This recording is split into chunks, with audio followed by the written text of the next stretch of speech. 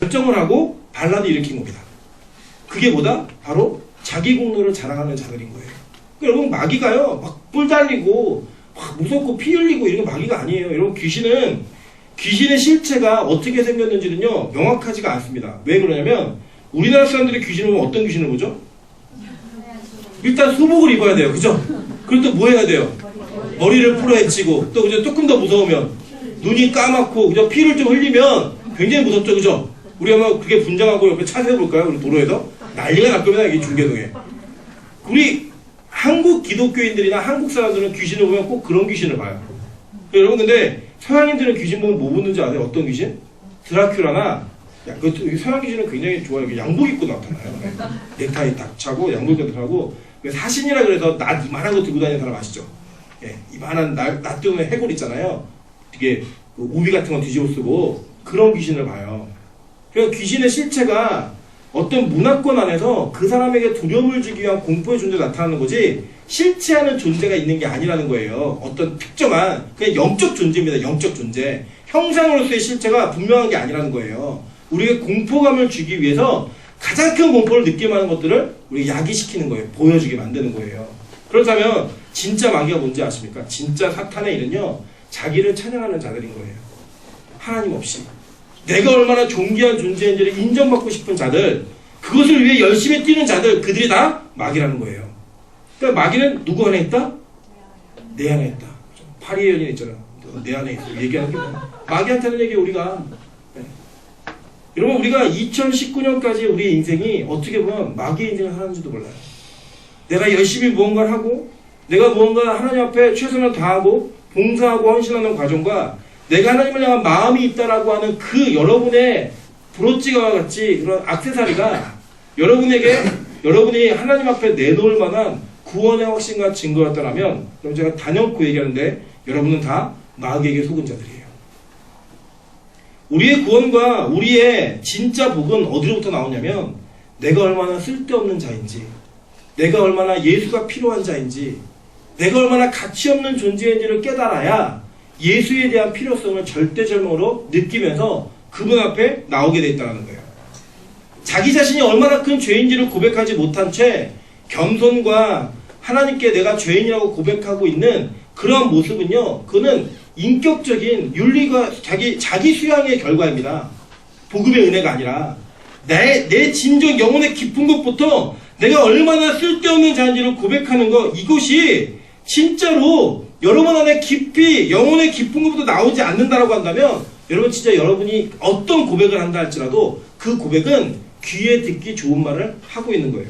제가 그 증거를 하나 내드릴게요. 자, 시편 40편 17절 한번 보도록 하겠습니다. 시편 40편 17절.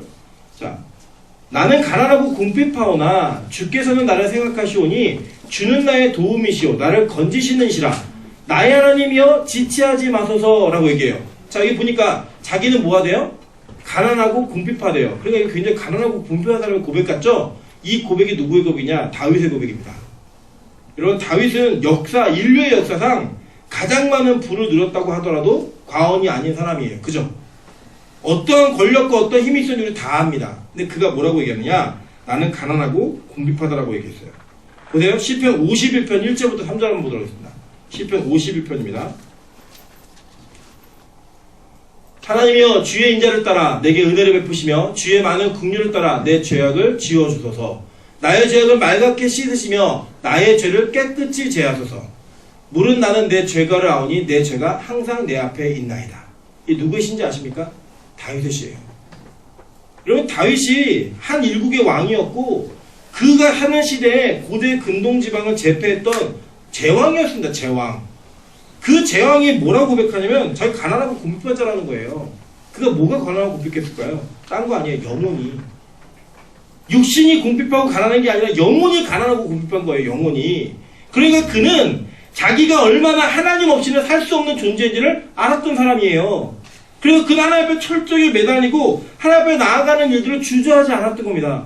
하나님과 관계 속에서 죄가 들어와서 그 관계가 깨어지고 파괴되는 것 같으면 지체 없이 자기의 왕위를 내던지고 자기의 왕관을 땅에 던져버리고 무릎 꿇음으로 말미암아 자기가 진정한 죄인이라고 고백함으로 말미암아 하나님의 복에 그 줄기를 끊어내지 않았던 그 사람, 그게 복된 자인 거예요. 여러분, 저는 2019년을 우리가 살았던 이 기억들을 다 더듬어 보면 힘들었던 일, 어려웠던 일, 많은 일들이 있었다고 생각을 합니다. 특별히 우리 빛과소금교회는 2019년에 하나님께서 이 교회를 바꿔주시는 일들을 통해 우리의 내면도 바꿔주시는 일들을 시작하셨다고 저는 확신하고 있습니다. 여러분, 지금 돌아보니까요, 제가 한번 그런 얘기 한 적이 있습니다. 처음에 시작할 때는 그게 큰일이라 생각이 안 드는데 두 번은 이게 큰일이라고 생각이 돼요. 첫 번째는 철거를 하는데 이 본당에 짐이 쌓여있고, 이거 버려야 되는 짐이 쌓여있는데, 제가 기억하기로는 저희가 트럭으로 8트럭이 나갔습니다. 네, 짐이. 그걸 계속 보고 있으면서, 와, 진짜 이게 어마어마한 일을 시작했구나. 네, 그때 제가 교회 온 지 3개월 정도 됐을 때니까요. 어마어마한 일을 시작한 거죠. 네, 어마어마한 일을 시작했구나. 그러고 나서 이걸 이제 다 지으면서, 이제 이렇게 지어가면서, 많은 일들이 이루어지고, 이제 뭐 까는 일에서 돈의 액수가 나왔을 때, 야, 진짜 내가 어마어마한 일을 저질렀구나. 이 두 가지 생각이 들었습니다. 네, 두 번 딱 그 생각이 들었어요. 근데 돌아보니까 제가 한 게 아니라 하나님이 하셨더라고요.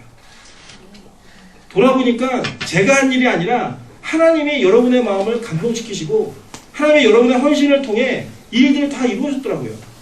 그걸 보면서 하나님 진짜 감사합니다.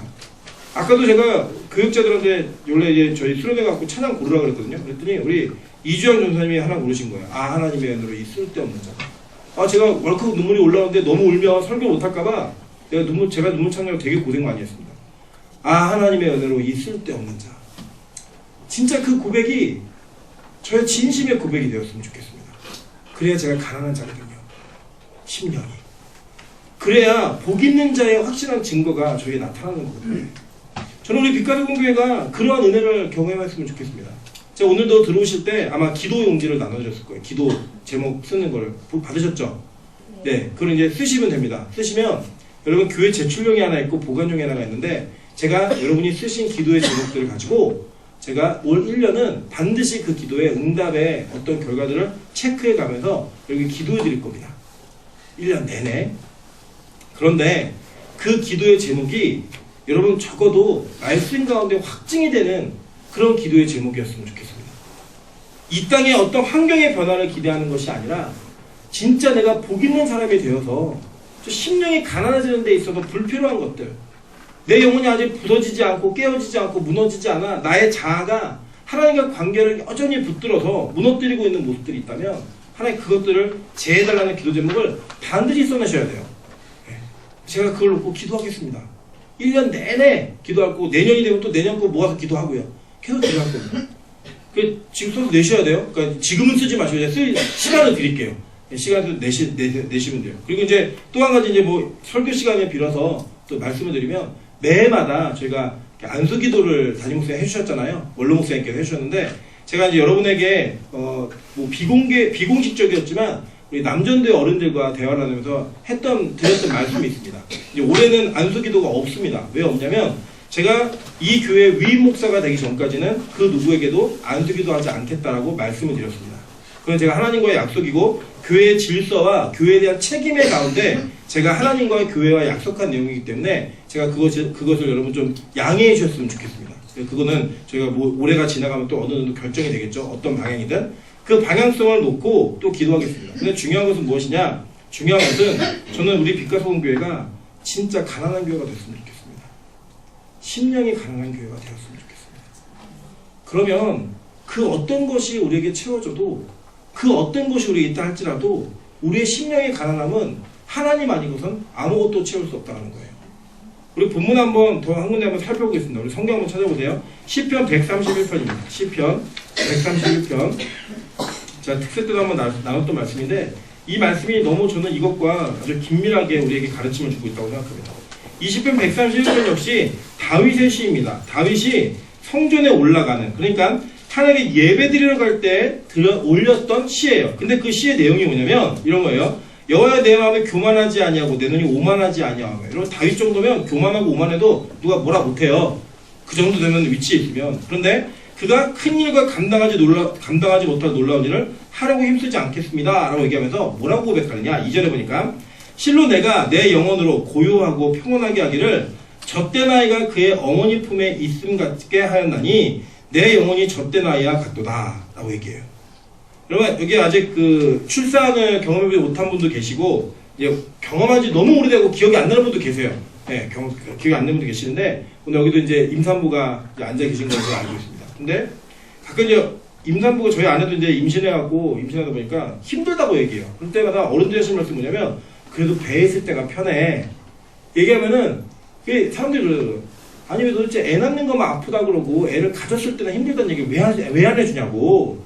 되게 힘들어요. 근데 저희가 힘들어서 빨리 나왔으면 좋겠다 생각했는데 진짜 나오고 나니까요 배에 있을 때가 편해요. 그 아이가 이제 기지도 못하고 뒤집기도 못하고 있을 때는 지켜봐야 되죠 항상. 근데 어른들이 뭐라고 하시면 그때가 편하대요. 그냥 편한 줄 알고 우리 뭐가 편하나 빨리 뒤집기도 하고 서서 걸었으면 좋겠는데 저는 태어난 중학교 2학년이었으면 좋겠어요. 아버님 감사합니다. 이런 내가 그랬으면 좋겠는데 안 돼요. 그게 잘 편하대요. 근데 그 이후 지나고 나면요 진짜 어른들 말씀이 맞아요. 편해요. 근데 언제가 편하냐면요 아이가 엄마 아버지를 구분하지 못할 때 되게 편해요. 울면요 그냥 젖꼭지 물리면 돼요. 그러니까 뭐 가짜 젖꼭지든 우유병이 있는 젖꼭지든 우유가 있는 거 물리면 조용해져요. 누가 물려도 상관없어요. 아저씨가 물려대고 아줌마가 물려대고 누가 물려도 상관없어요. 그냥 입에 들어오는 것만 있으면 조용해져요. 근데 젖된 아이는 어떤 일을 보냐면 찬소가 젖을 뗐거든요. 얘는요 딱 자기가 찾는 사람이 없으면 난리가 납니다. 그러니까 저는 너무 감사한 것은 일단 일어나면 엄마예요. 엄마 어디 있어? 엄마 보고 싶어. 아빠는 안 보고 싶어? 안 보고 싶대요. 눈앞에 있으니까 안 보고 싶은지 안 보고 싶대요. 엄마 내놓으라는 거예요. 그때부터는요 엄마를 찾기 시작하면 뭘 얘기해도 달라지지가 않아요. 엄마를 찾기 시작하면 무엇을 이야기해도 그가 반응하지 않아요. 무조건 엄마 냈다 놓으라는 거예요. 나 엄마 보고 싶어. 엄마한테 갈 거야. 엄마 보고 싶어. 엄마한테 전화해줘. 엄마 어디 있어? 계속 물어요. 왜냐? 그 아이에게는 어떤 장난감도 어떤 먹을 것도 어떤 좋은 프로그램도 엄마랑 비교할 수 없는 거예요. 뭐에 가난한 아이입니까? 엄마에게 가난한 아이입니다. 그게 젖된 아이입니다. 저를 빛가서 공교회가 진짜 젖된 아이와 같은 심령이 있었으면 좋겠습니다. 우리에게 더 좋은 곳이 주어진다 할지라도 더 좋은 환경이 있다 할지라도 예수를 향한 그 간절한 마음을 잃지 않는다면 우리 빛가서 공교회는 건강한 교회일 거예요. 그런데 어떤 것이 다 갖춰져 있다 할지라도 예수에 대한 마음이 간절해서 심령이 가난한 마음이 없다라고 한다면 우리 교회는 망한 교회입니다. 끝난 교회예요. 여러분 저를 위해 진짜 기도 많이 해주십시오. 진짜 하나님으로 말미암아 목마른 자가 되게 해달라고. 예수로 말미암아 그 예수 때문에만 그 갈증을 채울 수 있는 목사가 되게 해달라고. 그 꼴을 먹는 저와 여러분이 하나님 앞에서 무엇을 제공받고 무엇을 취함으로 말미암아 우리가 만족한 인생을 살게 될 것인가. 이것은요 우리의 영혼의 인생을 결정하는 우리의 영혼의 종착지를 결정하는 너무나 중요한 문제라는 거예요. 저는 이 자리에 앉아 계신 우리 모두가 직장도 다르고 나이도 다르고 직업도 다르고 여러분의 삶의 환경과 모든 것이 다 다르다고 생각합니다. 그렇기 때문에 여러분 다를 만족시킬 수 있는 사람은 없어요. 여러분 다를 만족시킬 수 있는 대안도 없어요. 우리를 유일하게 만족시킬 수 있는 오직 한 분 예수 그리스도 그 한 분만이 우리 전체를 어떤 신분과 어떤 환경에 상관없이 우리를 만족시킬 수 있다는 거예요. 그런데 그것 말고 다른 것이 필요하신 분 그분은요 제가 단연코 얘기하는데 심령이 가난한 자가 아니라는 거예요. 여러분이 어떤 예배를 드리고 있다 할지라도 몇 번의 횟수의 예배를 드리고 있다 할지라도 여러분이 무엇을 가지고 하나님께 드렸다 할지라도 여러분에게 진짜 심령의 가난함이 있으면 예수만으로 만족하기 위해 그 예수를 간절히 붙드는 그러한 간절함이 나타나야 된다고 하는 것입니다. 2020년을 맞아서 뭐 어떤 이야기들을 나눌까 어떤 말씀을 나눌까 되게 많이 고민이 되더라고요. 결론은 딱 하나였습니다. 그래 내가 이 땅에 서게 된 이유 하나가 예수잖아. 내가 이 강단에 설 수 있는 이유 하나가 예수잖아. 그 예수 전하고 싶습니다. 그리고 여러분이 그 예수를 붙들므로 말미암아 진짜 우리의 심령의 가난함이 채워지는 은혜, 복 있는 사람이 누구인지를 증명해낼 수 있는 그런 삶을 살 수 있는 저와 여러분이 되고 그런 교회가 되었으면 좋겠습니다. 여러분 기쁨의 소식 하나 또 전해드리면 우리 교회에 진짜 봉고차가 생겼습니다. 스트레스가. 제가 오늘 타고 왔습니다. 네, 사실은 명의 이전을 해서 보내주신다 그랬는데 아니라고 내일 써야 되니까 일단 달라고. 그래서 제가 청소도 잘 안 된 차를 그냥 가지고 왔습니다. 청소해서 가져가라는데 아니라고 그냥 타고 달라고 가져왔어요. 가져왔는데 너무 기쁜 거예요. 오면서 차를 타고 오면서 너무 기쁜 거예요. 그냥 왜 기뻤냐면 여기에 우리 성도들이 타고 다닐 생각하니까 너무 기쁜 거예요. 그냥 우리 전도사님들 운행하면서 애들 태울 생각하니까 너무 기쁜 거예요. 제가 그 기쁨을 가지고 오면서 하나님, 이 자동차로 만족하는 게 아니라 이것을 우리에게 주신 그 하나님을 붙들 수 있는 우리 교회 될 수 있게 도와달라고 제가 간절히 기도했습니다. 정말 간절히 기도했습니다. 여러분, 차는요 돈 있는 사람이 살 수 있고요, 우리가 무리하면 살 수 있었습니다. 그런데 저는 뭘 원했냐면 기도해서 받고 싶었어요. 기도 가운데 기도하는 사람들이 탔던 차를 통해 우리 교회가 기도하는 법을 배우고 싶었어요. 다른 것보다. 아마 우리 교회가 어떤 2020년에 그 차를 많이 이용하게 될 겁니다. 기도하러 다니고 또 기도하는 자들 모으고 하면서.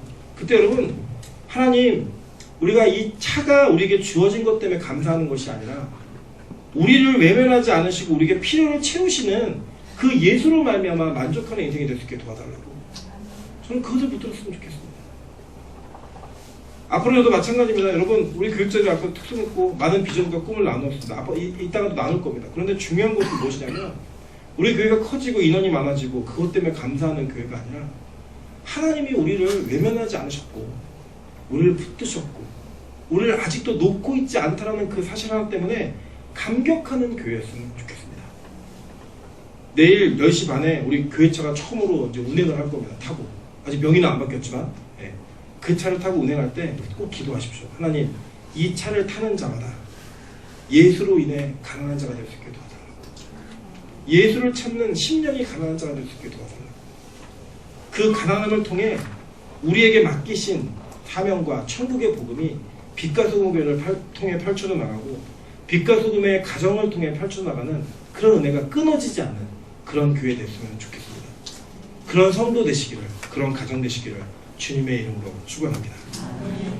우리가 하나님을 기대하는 마음, 그 마음은 이 세상 무엇과도 바꿀 수 없는 마음이어야 합니다. 저는 여러분이 2019년에 그 감사를 기억하시면서 하나님, 2020년도, 2021년도, 2022년도 앞으로 우리에게 정해진 살날 모든 순간을 살아가면서 그 예수를 잃어버리지 않는 그런 은혜로 말미암아 살 수 있는 우리 모두가 될 수 있었으면 좋겠습니다. 이 시간 같이 한번 통성으로 기도하겠습니다. 기도할 때 하나님, 내가 예수님 아닌 것 사탕 입에 물려주면 그 물려준 사탕 때문에 예수님을 잃어버리고 우는 것을 그치던 내 모습들 하나님 바꿔주셔서 이제는 예수님이 아니면 만족할 수 없는 젖된 아이 같은 심령으로 정말 심령이 가난한 자가 될 수 있게 좀 도와주십시오.